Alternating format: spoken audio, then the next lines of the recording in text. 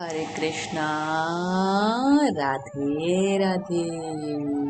आप सभी का स्वागत है मेरे YouTube चैनल किस्से किरदारों के में। और आज की कहानी का शीर्षक है चूहिया का स्वयंवर। तो आइए इस कहानी को शुरू करते हैं। गंगा नदी के तट पर कुछ तपस्वियों का आश्रम था, जहाँ याज्ञवल्क्य के नाम के ऋषि रहते थे। एक दिन वो नदी के किनारे आचमन कर रहे थे।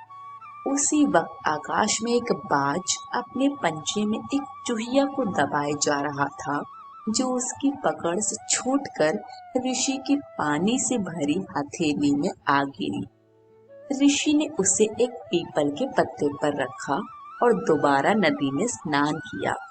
चूहिया अभी मरी नहीं थी, इसलिए ऋषि ने अपने तप से उसे एक कन्या बना दिया और आश्रम में ले आए।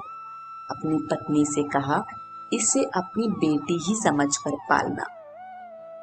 दोनों निसंतान थे, इसलिए उनकी पत्नी ने कन्या का पालन बड़े प्रेम से किया। कन्या उनके आश्रम में पलते हुए 12 साल की हो गई तो उनकी पत्नी ने ऋषि से उसके विवाह के लिए कहा।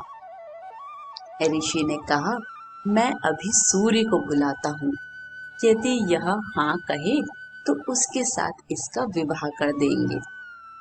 ऋषि ने कन्या से पूछा तो उसने कहा, यह अग्नि जैसा गर्म है, कोई इससे अच्छा वर बतलाइए।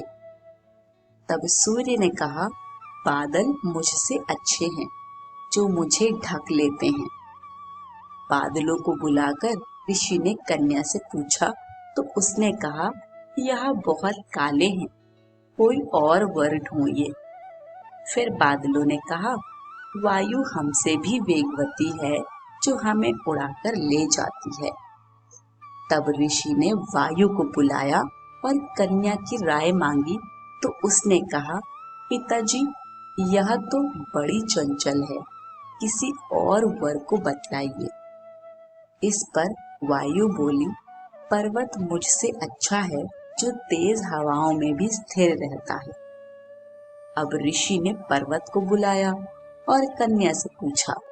कन्या ने उत्तर दिया, पिताजी, ये बड़ा कठोर और गंभीर है, कोई और अच्छा वर ढूंढिए ना।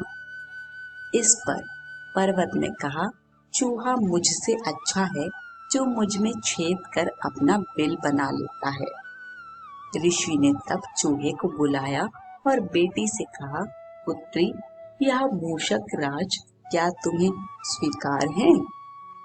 कन्या ने चूहे को देखा और देखते ही वो उसे बेहद पसंद आ गया। उस पर मोहित होते हुए वो बोली, आप मुझे चूहिया बनाकर इन मूषक राज को सौंप दीजिए। ऋषि ने तथास्तु कहकर उसे फिर चूहिया बना दिया और मूषक राज से उसका स्वयंवर करा दिया। शिक्षा। यह कहानी हमें ये बताती है कि जन्म से जिसका जैसा स्वभाव होता है वह कभी नहीं बदल सकता। आज की कहानी यहीं समाप्त होती है।